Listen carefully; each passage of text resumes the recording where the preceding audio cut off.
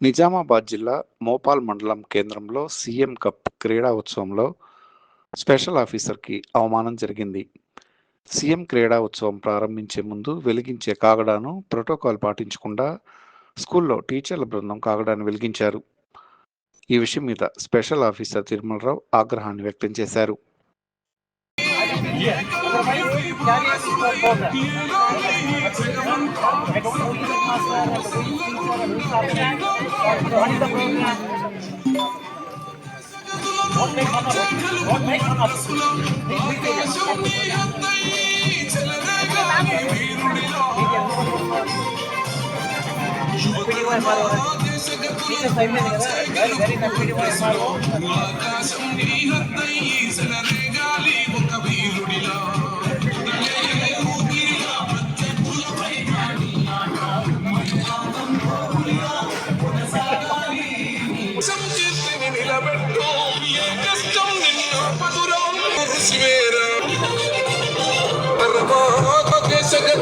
మార్చేయగలుగు అడ్రస్లో